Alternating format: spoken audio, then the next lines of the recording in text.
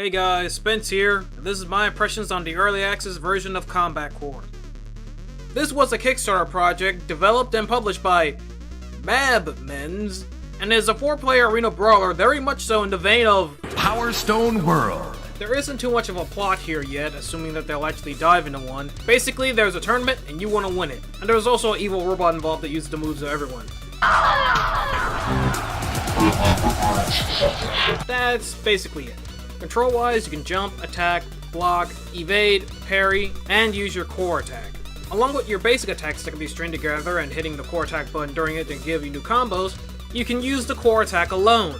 After you select your character, you can choose which core attack they actually have, and each one is different. They can uppercut, dash attack, do an Inazuma drop, and there's even one that does a straight up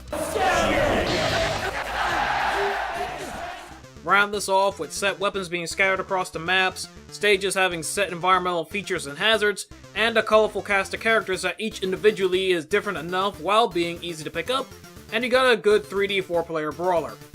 I only have 3 real critiques to say about the game in its current state. First, if you're playing this by yourself, there's not going to be a lot for you to do. The only real options you have are to play the arcade mode, play around with a computer opponents, or go online. Which, yes, there is local and online multiplayer, but there isn't anyone online, at least not all the times that I've checked.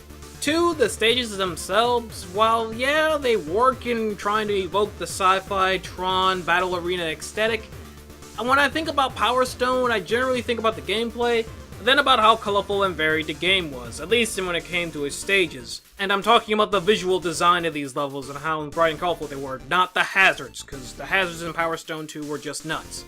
But frankly, this is more of a nitpick than anything else. And lastly, the character editor, or character creator I should say. While the main roster does show up in it, they cannot be edited in any way.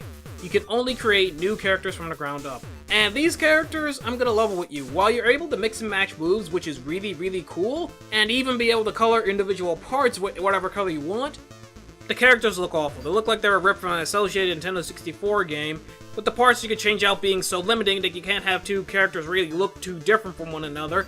And if you ever have one of them stand right next to another character from the main roster, you can tell that one of these things had a lot more time and effort was put into it than the other.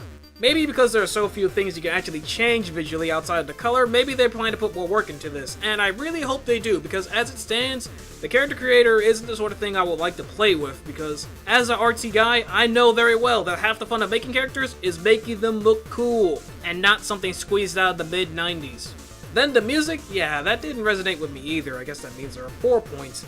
It's really more of a taste thing, I'd imagine, because they have this weird techno hip-hop soundtrack going, and with the game's visual style, I was kind of expecting more fast-paced techno, but, I mean, yeah, in the end, they don't stand out to me, and quite frankly, they won't stand out in the context of the game particularly well on their own. And that's generally my thoughts on Combat Core. Mechanically, the game is there for an early access game, so on its own, it's definitely worth picking up if you have friends who would like to play Power Stone again, or at least a game that's very much so like it. But on the flip side, if you're on your own, I can't really recommend it because of the single player offerings being incredibly slim, and while there is online multiplayer, unless the online community just all of a sudden explodes, yeah, you won't be playing this game for a great amount of time.